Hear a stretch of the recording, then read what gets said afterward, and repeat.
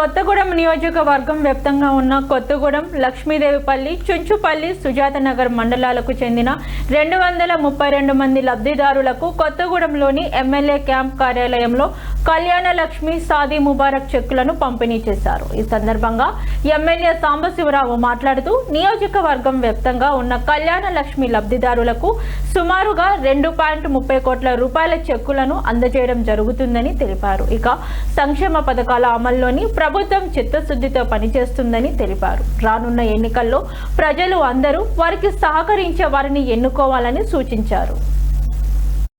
కూడా వేదిక మీదకి రావాల్సిందిగా ఆహ్వానిస్తున్నాము.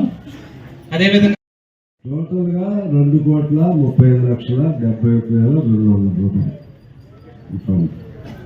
తర్వాత మనకి ఇప్పుడు కార్పొరేషన్ అయిందమ్మా.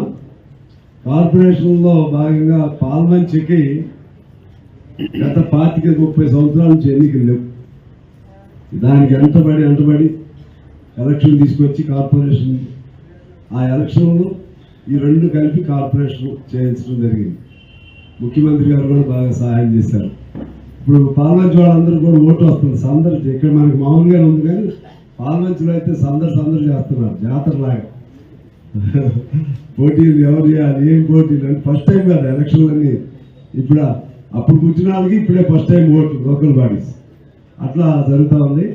ఈ మున్సిపాలిటీల్లో కూడా మీరందరూ మంచిగా జాగ్రత్తగా నాకు ఓటు వేయమని నా తరపున నేను ఇక్కడ చెప్పను, కానీ మంచి ఆలోచన చేసి మంచి వాళ్ళని గెలిపించి నా చేతుల్ని బలోపేతం చేసి నాకు ఆదరాభిమానాలు ప్రేమను చూపెట్టమని కోరుతూ అందరికీ వస్తాను.